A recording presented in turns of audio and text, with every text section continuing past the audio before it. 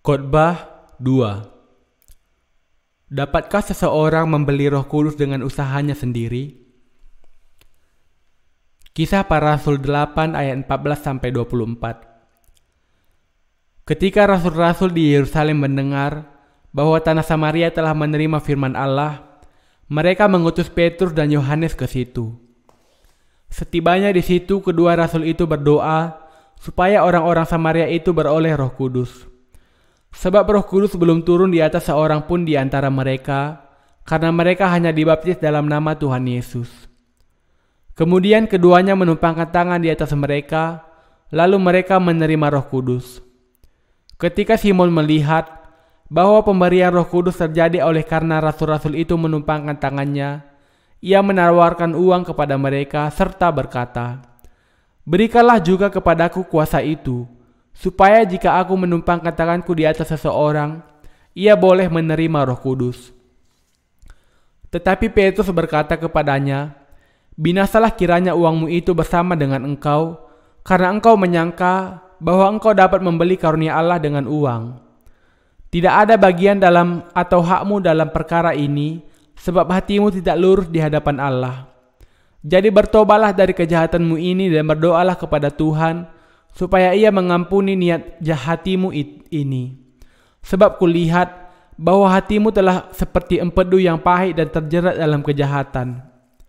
Jawab Simon, "Hendaklah kamu berdoa untuk aku kepada Tuhan, supaya kepadaku jangan kiranya terjadi segala apa yang telah kamu katakan itu." Dapatkah seseorang menerima Roh Kudus melalui penumpangan tangan? Tidak, ia harus percaya Injil air dan Roh. Berdasarkan firman Allah di atas, saya mau menyampaikan sebuah khotbah mengenai apakah seseorang bisa menerima Roh Kudus berdiam di dalam dirinya melalui usahanya sendiri. Para rasul di gereja mula-mula menerima kuasa dari Allah dan kemudian diutus olehnya ke berbagai tempat. Ada beberapa peristiwa supernatural dalam kisah para rasul. Salah satunya adalah turunnya Roh Kudus ke atas orang-orang percaya melalui penumpangan tangan.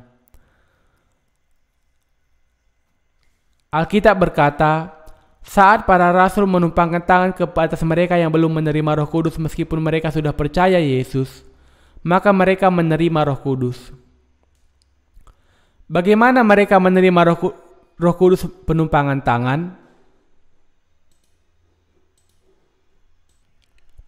Pada saat itu, pekerjaan Tuhan masih sedang ditulis dan pekerjaan itu belum selesai, sehingga Allah memberikan kuasa khusus kepada para rasul untuk melakukan misi Allah. Allah menyertai para rasul dan membuat banyak mujizat dan tanda ajaib melalui mereka. Itu adalah masa yang khusus, saat Allah melakukan keajaiban dan mujizat yang bisa dilihat dengan mata manusia agar orang-orang percaya bahwa Yesus adalah anak Allah dan juru selamat. Semua itu dilakukan Allah bersama dengan para rasul untuk menunjukkan dengan penuh kuasa karya Roh Kudus untuk membuktikan bahwa Yesus adalah Allah dan bahwa Ia anak Sang Juru Selamat. Kalau Roh Kudus tidak bekerja melalui keajaiban dan mujizat pada zaman gereja mula-mula, tidak akan ada orang yang percaya bahwa Yesus adalah Juru Selamat. Namun, bagi kita tidak perlu menerima Roh Kudus melalui keajaiban dan mujizat saat ini, karena Alkitab sudah ditulis secara lengkap. Berdiamnya Roh Kudus sekarang ini bergantung kepada iman. Dengan kata lain, dengan percaya kepada Injil kebenaran, Allah memberikan Roh Kudus berdiam di dalam mereka yang memiliki iman di dalam Injil kebenaran di hadapan Allah. Berdiamnya Roh Kudus hanya terjadi kepada mereka yang percaya kepada firman Allah, setelah semua itu digenapi oleh kedatangan Yesus ke dunia dengan baptisan Yesus dan darahnya. Saat ini, banyak hamba Tuhan yang mengajar orang percaya bahwa penampakan mujizat adalah tanda dari berdiamnya Roh Kudus. Dan mereka membimbing orang percaya untuk menerima Roh Kudus dengan cara yang sama. Mereka mendustai orang lain dengan memberikan ajaran palsu, seperti mengajarkan bahwa bahasa roh adalah tanda kedatangan Roh Kudus. Hamba Tuhan itu menganggap diri mereka sebagai rasul yang melakukan keajaiban dan mujizat, dan mereka menarik perhatian banyak orang fanatik yang mau mengenal Allah melalui pengalaman emosi mereka.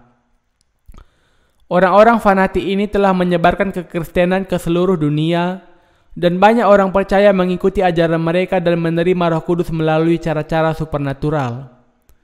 Bahkan sampai sekarang, mereka yang dipengaruhi oleh orang-orang fanatik itu berpikir bahwa mereka bisa membuat orang lain menerima Roh Kudus melalui penumpangan tangan.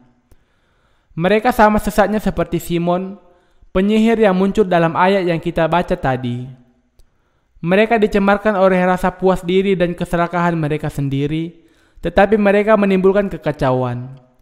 Pengajaran palsu seperti ini menarik orang dari kebenaran yang memungkinkan seseorang menerima Roh Kudus di hadapan Allah. Bahkan sampai sekarang, banyak nabi-nabi palsu melakukan pekerjaan iblis melalui praktek-praktek keagamaan yang keliru dan berpura-pura melakukan pekerjaan Roh Kudus. Orang-orang Kristen sejati harus bergantung sepenuhnya kepada firman Allah dan mengerti firman Allah sehingga bisa menerima Roh Kudus berdiam di dalam hidup mereka. Orang-orang yang disebut kelompok Pantekosta yang menekankan pengalaman fisik dari Roh Kudus harus menanggalkan ajaran mereka yang salah itu, kembali kepada firman Allah dan percaya kepada kebenaran yang akan memimpin mereka kepada berdiamnya Roh Kudus di dalam hidup mereka. Simon adalah seorang penyihir terkenal di Samaria pada masa itu. Setelah melihat murid-murid Yesus membuat orang lain menerima Roh Kudus, ia berusaha untuk membeli Roh Kudus dengan uang. Orang-orang yang seperti dia tidak bisa lepas dari menjadi hamba iblis dan dipakai olehnya untuk melakukan pekerjaannya. Simon ingin menerima Roh Kudus, tetapi keinginannya hanyalah sekedar ketamakan. Kita bisa melihat bahwa iman yang seperti ini bukanlah iman sejati yang diberikan Roh Kudus. Simon berusaha untuk membeli Roh Kudus dengan uangnya karena keinginan dirinya untuk memiliki kuasa Roh Kudus. Ia dengan keras ditegur oleh hamba Tuhan, Petrus, karena alasan itu.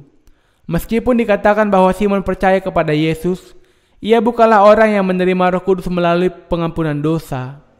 Dengan kata lain, ia berpikir bahwa ia bisa menerima berdiamnya Roh Kudus dengan cara memberikan harta duniawi kepada Allah. Meskipun secara sepintas dapat dilihat bahwa ia percaya kepada Yesus, tetapi di dalam hatinya, ia sama sekali tidak memiliki hubungan dengan perkataan Yesus yang sebenarnya. Justru ia dirasuki oleh keserakahan yang luar biasa.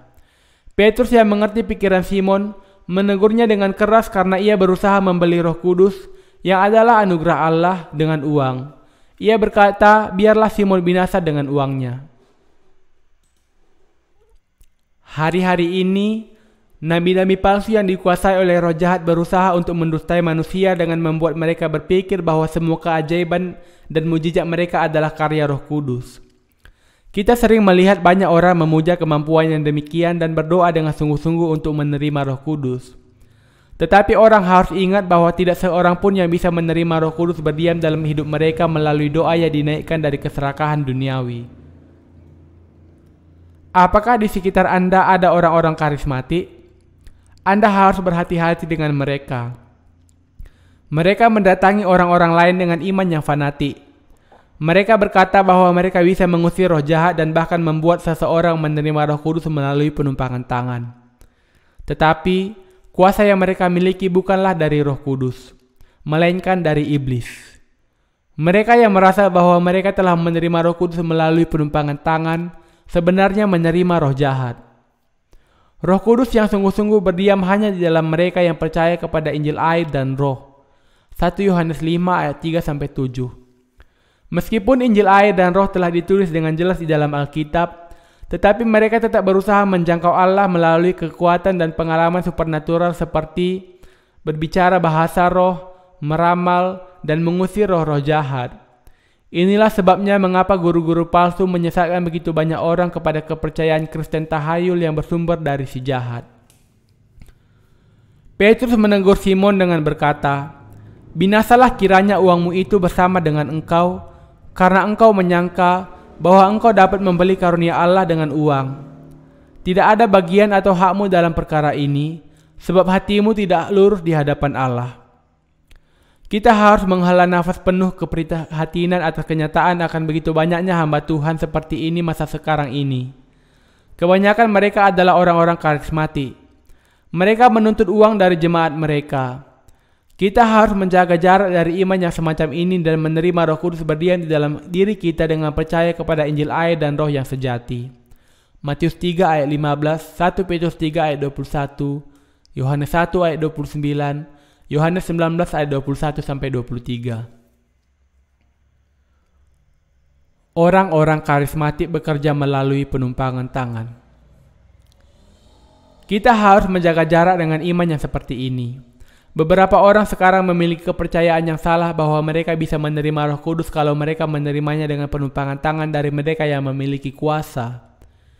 Mereka berpikir bahwa karena Alkitab menulis ada banyak orang yang menerima Roh Kudus melalui penumpangan tangan dari para rasul, maka mereka juga bisa melakukan hal yang sama.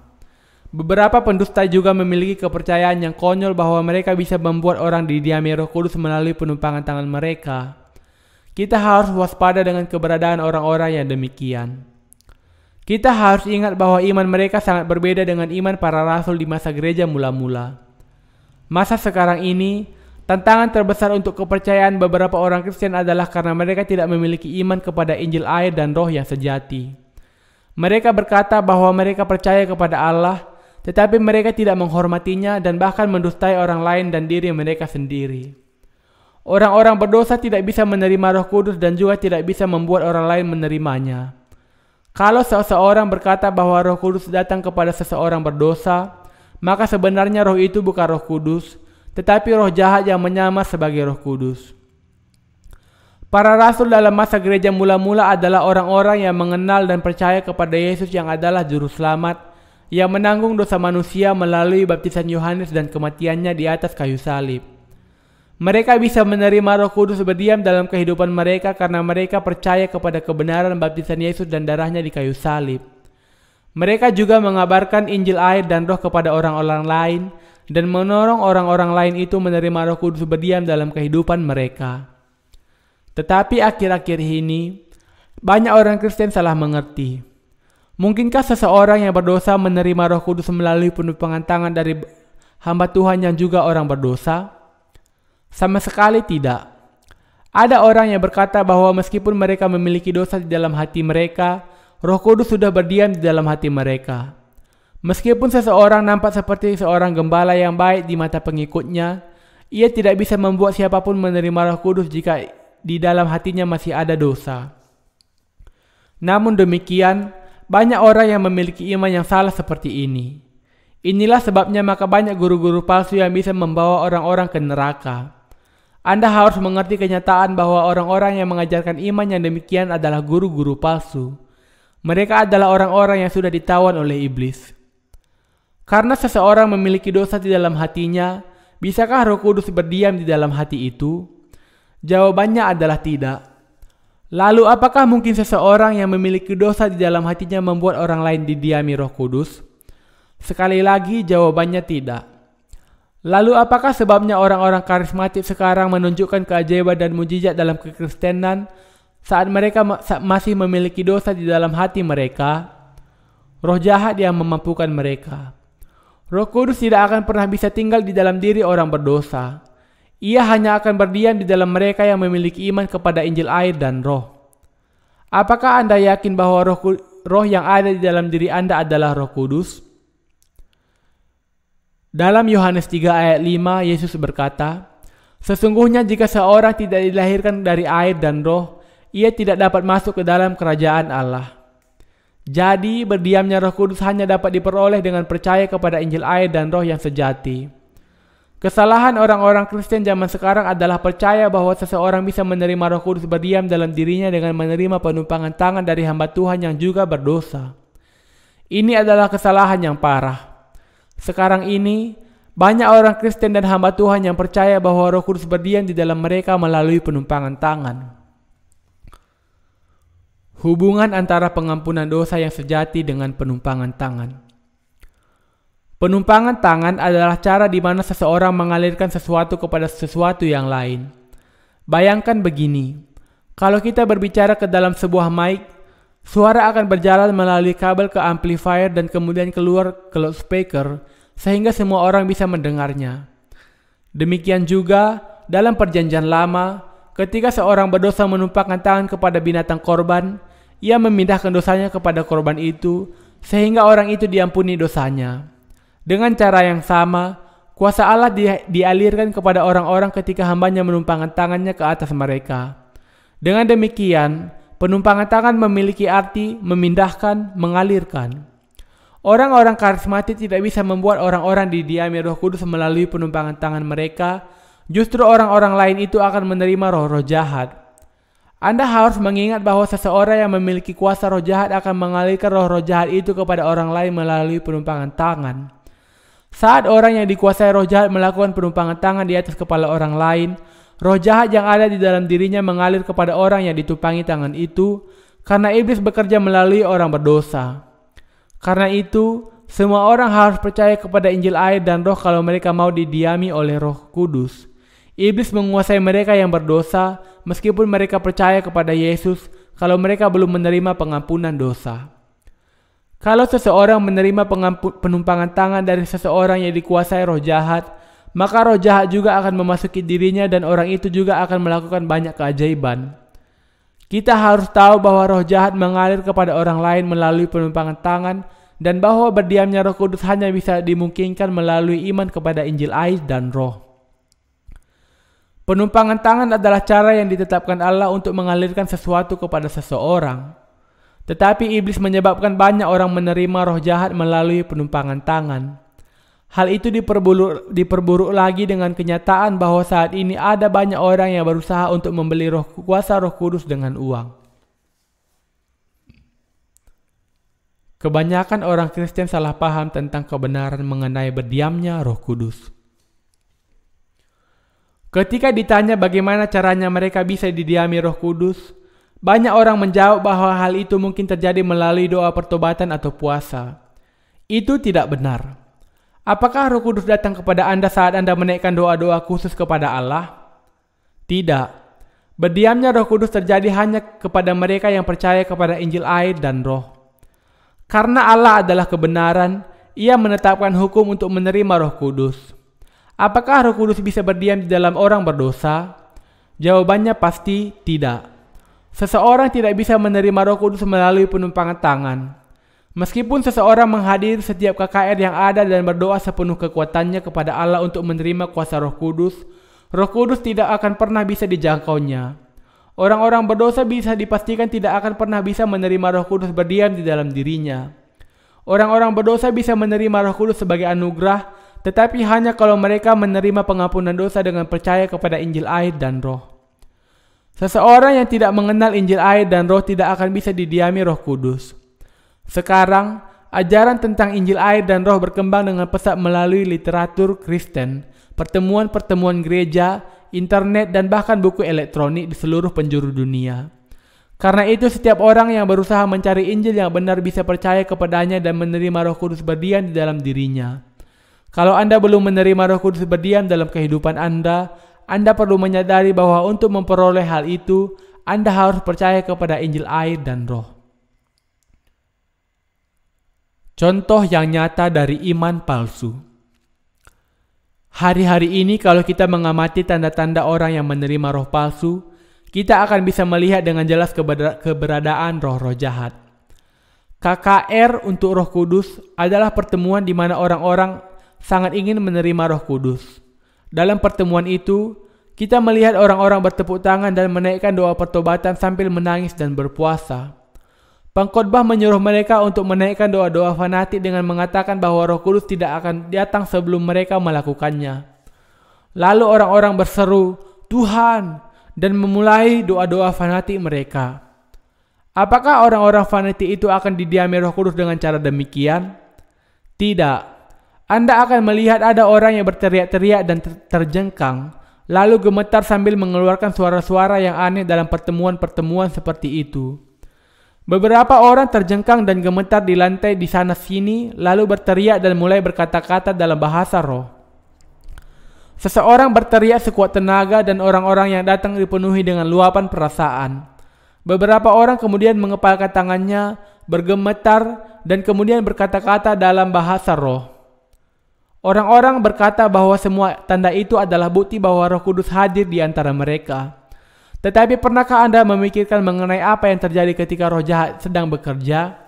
Apakah itu juga pekerjaan Roh Kudus? Tentu saja bukan. Iblis mendustai banyak orang Kristen. Sekarang ini, banyak orang Kristen menjalani kehidupan keagamaan seperti yang dikehendaki iblis. Iblis menipu manusia dengan mengatakan kepada mereka bahwa mereka harus menerima penumpangan tangan dari seorang hamba Tuhan yang juga memiliki dosa, supaya mereka bisa menerima Roh Kudus. Banyak orang Kristen cenderung untuk percaya kepada doktrin ini sebagai doktrin yang benar.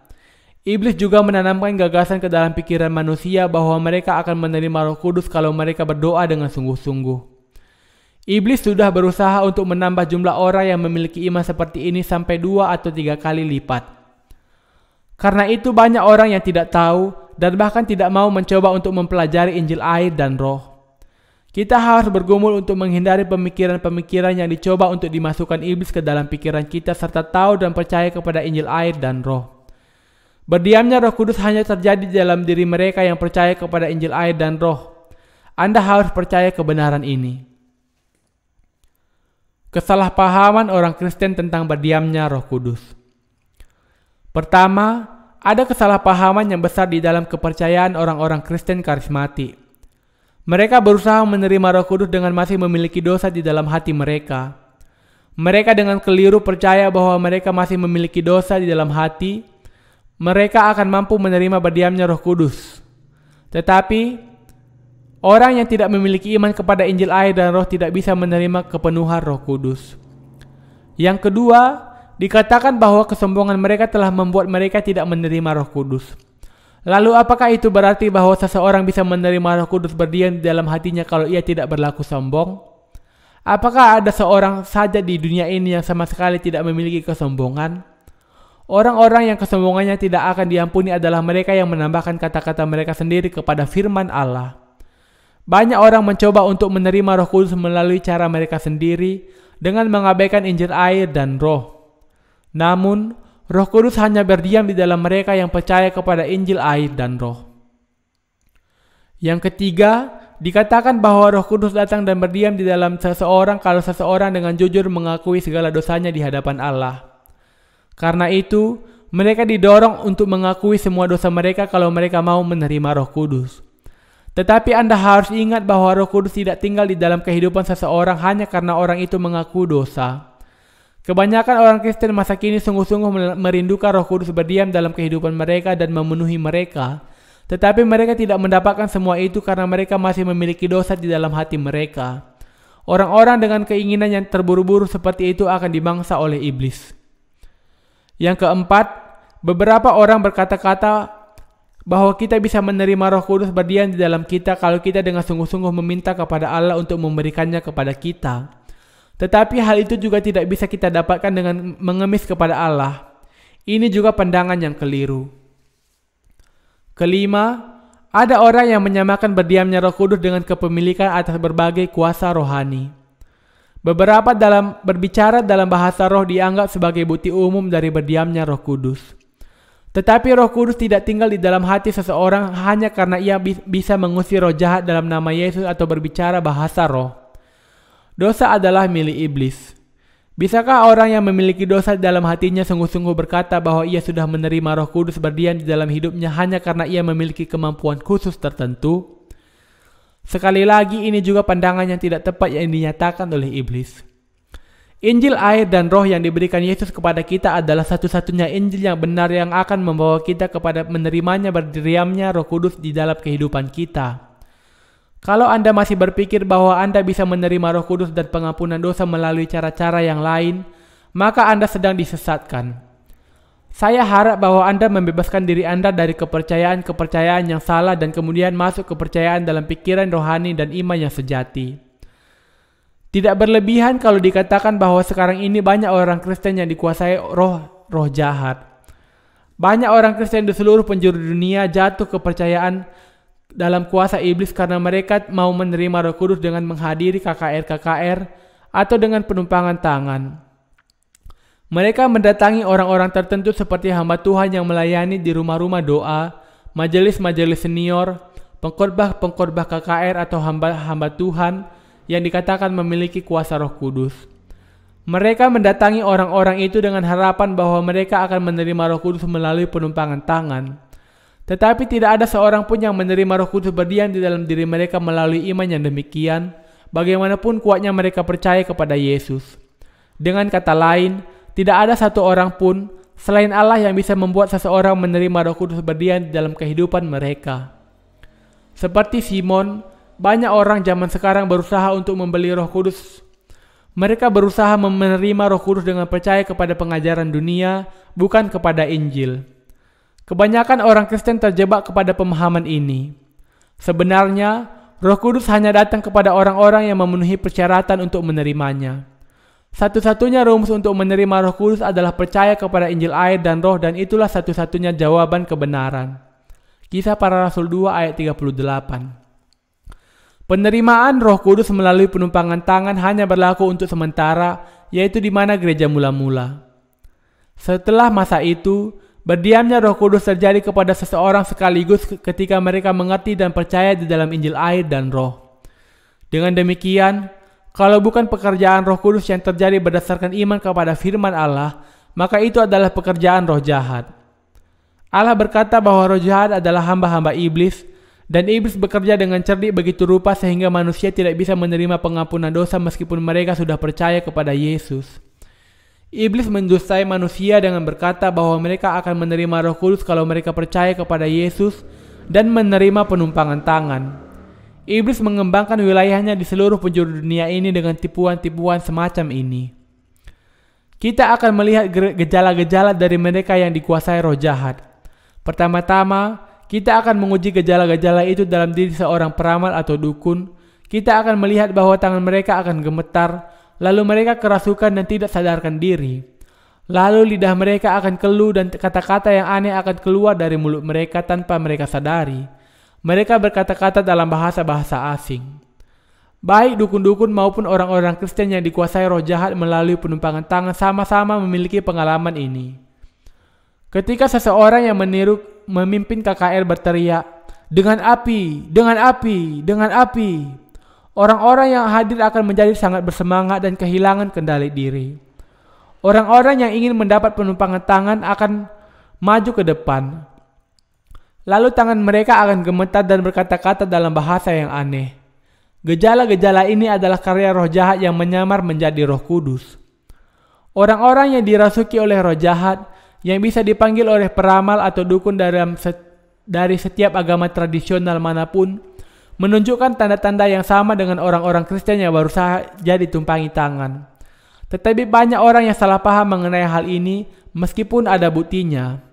Orang-orang Kristen jatuh semakin dalam kepada kebingungan karena mereka merasa bahwa mereka sudah menerima Roh Kudus setelah mereka mengalami tanda-tanda itu. Iblis bekerja di antara orang Kristen seperti seorang peramal. Iblis memampukan orang-orang yang dikuasai roh jahat untuk mengucapkan doa-doa yang bersifat seperti nubuat. Mereka bernubuat dengan mengatakan, "Engkau akan menjadi pemimpin yang sangat dihargai. Ribuan domba akan datang merumput di hadapanmu. Allah akan melatihmu di masa yang akan datang dan menjadikanmu sebagai pemimpin yang sangat dihargai." Kepada orang-orang lain, mereka akan mengucapkan kata-kata yang penuh tipuan seperti, "Engkau akan menjadi hamba Tuhan. Engkau akan menjadi hamba Tuhan yang sangat berhasil," untuk mendorong agar orang-orang itu mengikuti mereka dan hidup sebagai hamba-hamba iblis sepanjang kehidupan mereka.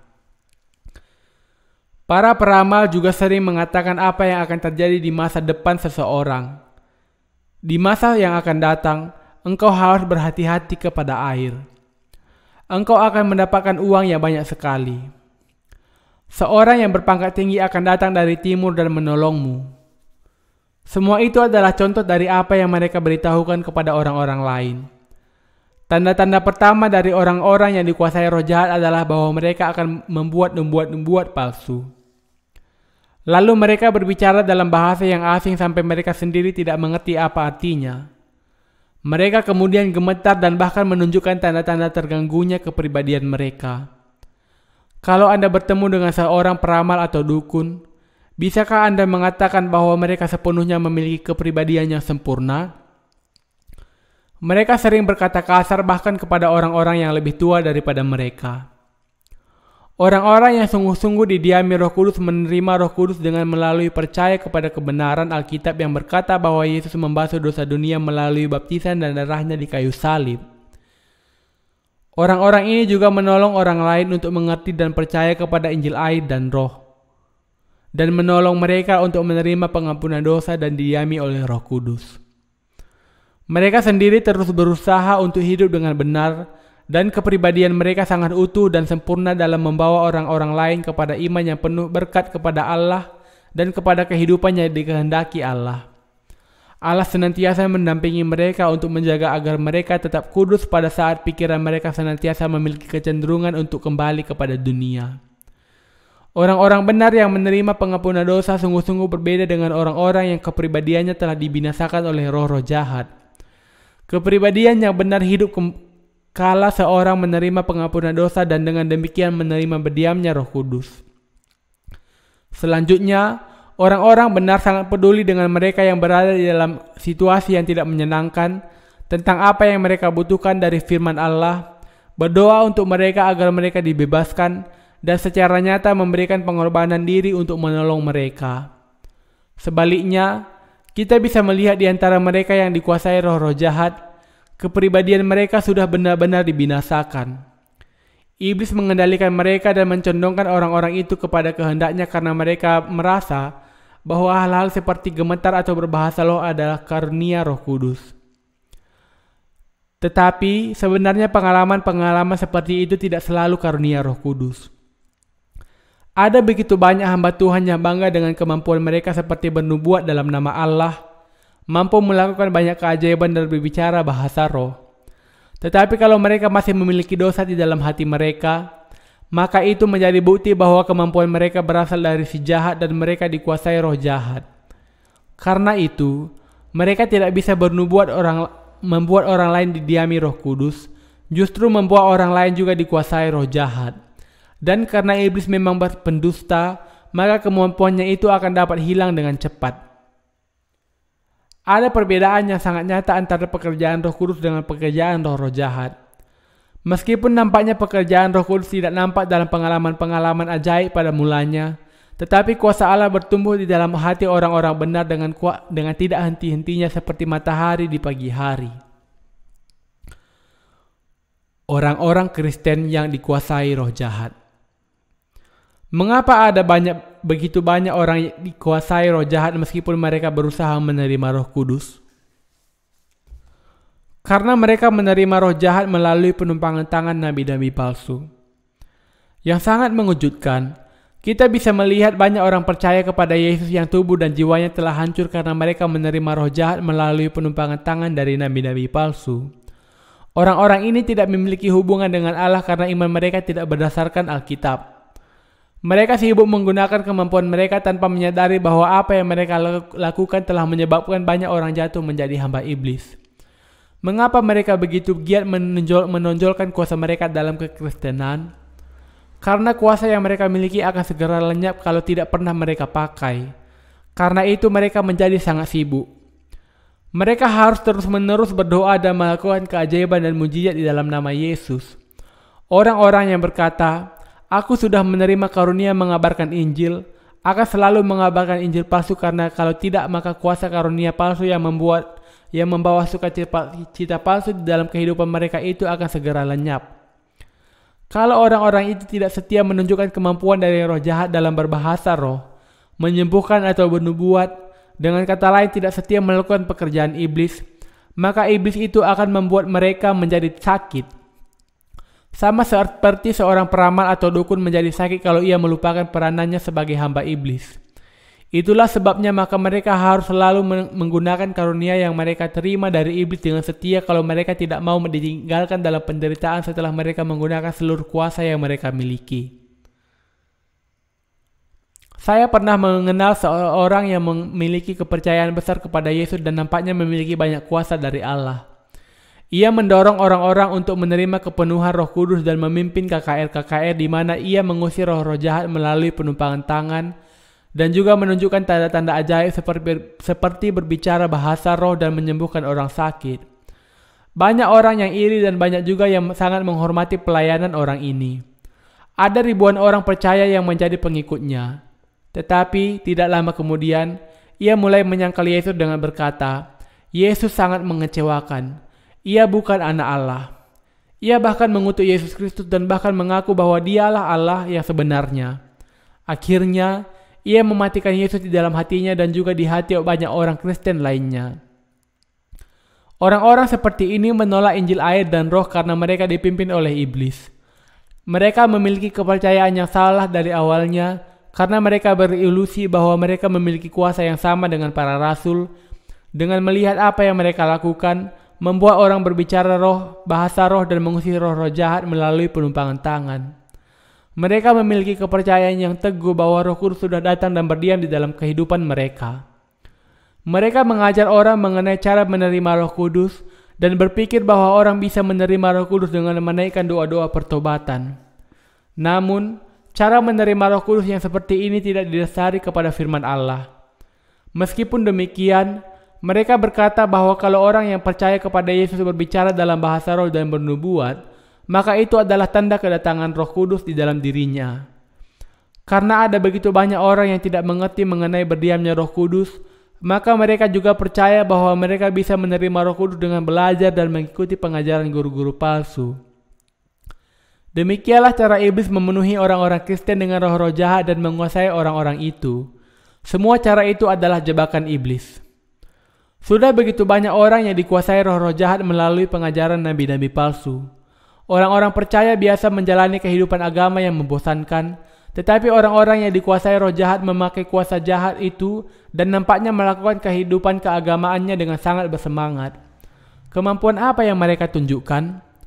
Mereka memiliki kemampuan menyembuhkan, berbicara bahasa roh, dan membawa orang lain untuk dikuasai juga oleh roh jahat dengan penumpangan tangan. Kita harus tahu bahwa penumpangan tangan adalah satu cara untuk menyalurkan sesuatu kepada orang lain dan bahwa kerajaan kegelapan telah berkembang secara luar biasa dengan cara ini.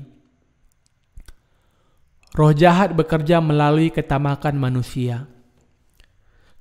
Iblis bekerja seperti Simon dari Samaria dalam bagian firman Allah yang kita baca di atas. Orang-orang itu berkata bahwa mereka bisa menerima Roh Kudus melalui penumpangan tangan tanpa memperhatikan iman mereka kepada Injil air dan roh. Sekarang ini banyak orang tertipu oleh iblis dan berusaha menerima Roh Kudus melalui doa pertobatan, puasa, pengorbanan diri atau penumpangan tangan. Namun sebenarnya mereka dikuasai roh jahat dan menjalani kehidupan yang terkutuk. Kita harus waspada bahwa sarana ini yang disebut sebagai penumpangan tangan yang banyak diterima oleh orang-orang Kristen di seluruh penjuru dunia menjadi alat pekerjaan iblis. Orang-orang ini memiliki sifat yang sama dengan Simon sebagai nabi palsu di hadapan Allah. Bahkan mereka yang percaya Yesus, kalau mereka memiliki dosa di dalam hatinya, bisa dikuasai oleh roh jahat. Orang-orang ini bisa melakukan banyak mujizat melalui kuasa iblis. Iblis memimpin orang-orang untuk menerima penumpangan tangan dari hamba-hambanya untuk menjadi cara agar mereka pun dikuasainya dalam rangka membangun kerajaannya di seluruh dunia. Sekarang ini, gereja-gereja gerakan Pantekosta karismatik secara luas diterima sebagai gereja resmi di seluruh penjuru dunia. Dunia ini secara perlahan sedang menuju kehancuran. Kalau kita mau dilahirkan kembali di hari-hari akhir ini, kita harus mengerti bagaimana iblis bekerja dan berdiri teguh melawan semua rancangannya. Kita juga harus diselamatkan dari semua dosa kita sekali untuk selamanya dengan menerima Roh Kudus berdiam di dalam hidup kita sebagai anugerah dengan percaya kepada Injil air dan roh. Kita harus kembali kepada pengetahuan yang benar mengenai bagaimana roh Allah datang mendiami hati kita. Seperti yang dikatakan Allah, umatku binasa karena tidak mengenal Allah. Hosea 4 ayat 6. Hari-hari ini juga banyak orang yang mencari kebenaran dan binasa pada saat mereka dalam ketidaktahuan mereka dibawa ke arah yang salah oleh orang-orang karismatik. Ada orang yang berkata bahwa meskipun gereja-gereja yang disebut sebagai gereja Pantekosta karismatik didirikan di tengah padang gurun, orang tetap akan datang ke sana. Mengapa demikian? Orang-orang karismatik mengembangkan gerejanya dengan membingungkan orang-orang lain dengan kuasa-kuasa palsu yang membuat orang-orang lain itu dikuasai roh-roh jahat melalui penumpangan tangan. Salah satu kelebihan mereka adalah kalau sekali saja seorang dirasuki roh jahat melalui penumpangan tangan, maka orang-orang itu akan menjadi sangat bersemangat dalam kehidupan keagamaan. Tindakan lain dari orang-orang karismatik adalah bahwa mereka mempersembahkan sejumlah besar uang kepada gereja mereka dan tanpa syarat menjadi orang percaya yang sangat fanatik. Banyak sekali orang Kristen yang sangat antusias dalam penginjilan melalui kuasa roh jahat, tetapi mereka pasti akan masuk neraka tanpa mereka sadari. Orang-orang ini yang percaya dengan penuh semangat kepada kuasa si jahat sebagai usaha untuk keselamatan mereka, juga memandang ke depan ke sorga tanpa keraguan sedikit pun. Namun mereka memiliki dosa di dalam hati mereka dan tetap akan binasa. Kalau mereka ditanya, apakah Anda masih memiliki dosa di dalam hati Anda walaupun Anda sudah percaya kepada Allah? Maka mereka akan menjawab bahwa sangat wajar kalau mereka masih berdosa. Mereka percaya bahwa tidak mungkin seseorang tidak memiliki dosa di dalam hati meskipun orang itu sudah percaya kepada Yesus. Orang cenderung berpikir bahwa mereka layak untuk masuk ke dalam kerajaan surga meskipun mereka memiliki dosa di dalam hati mereka, karena mereka merasakan kepuasan bahwa mereka telah percaya kepada Yesus dan memiliki kuasa palsu itu. Betapa konyolnya pendapat mereka itu. Alasan dari kepercayaan mereka yang kuat itu adalah karena mereka memiliki semacam kemampuan supernatural.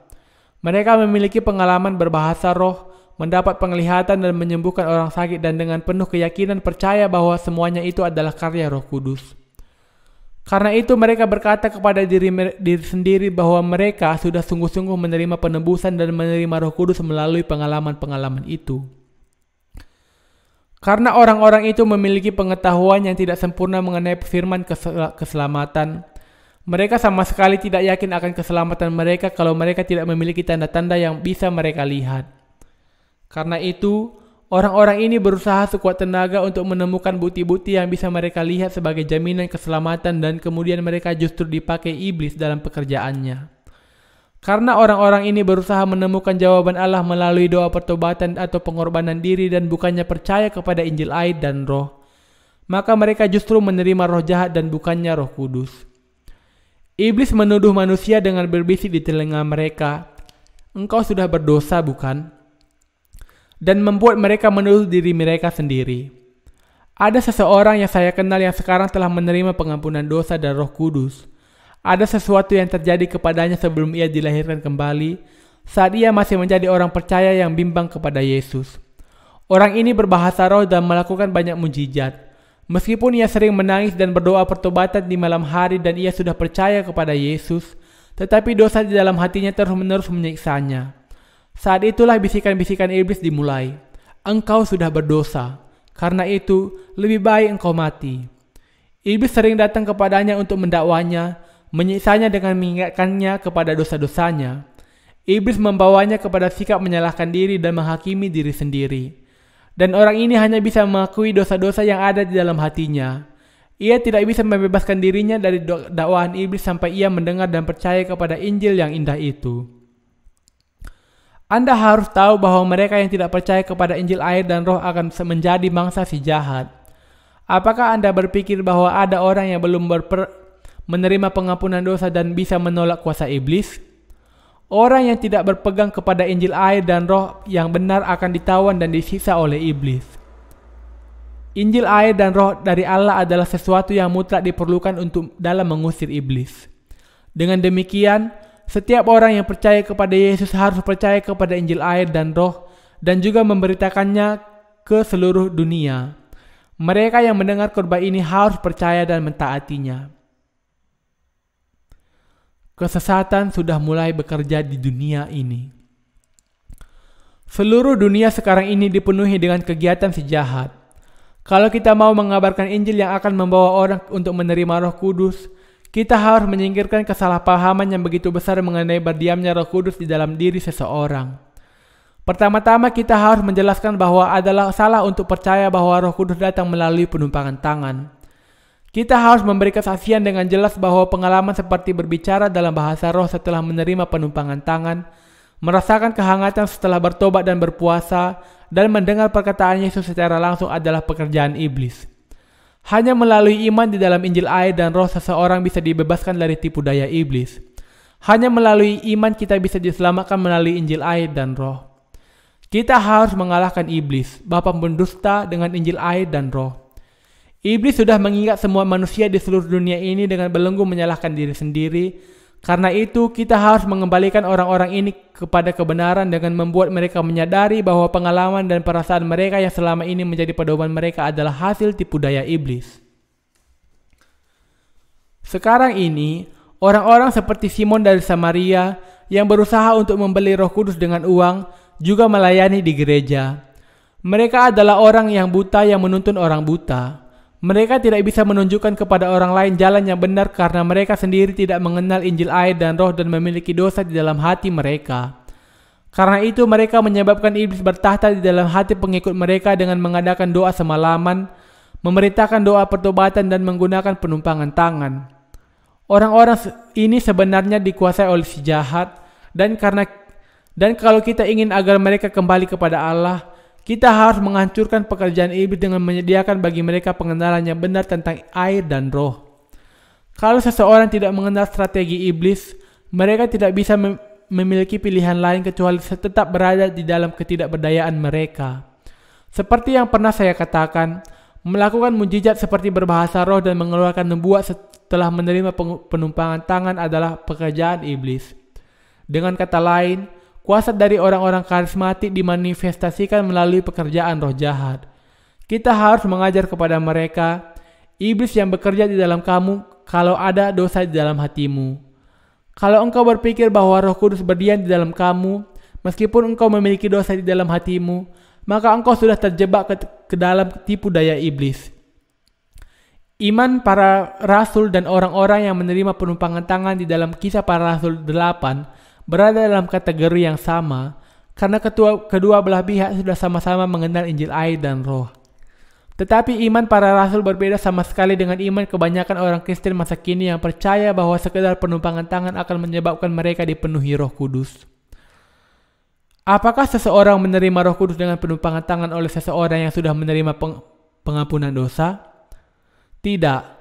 Alkitab berkata bahwa roh Allah melayang-layang di atas permukaan air. Kejadian 1 ayat 2. Ini berarti bahwa kalau seseorang mau menerima pengampunan dosa, ia harus mendengar dan percaya kepada Injil air dan roh. Allah mengutus Roh Kudus sebagai anugerah kepada orang Kristen yang sudah lahir baru yang percaya kepada Injil air dan roh.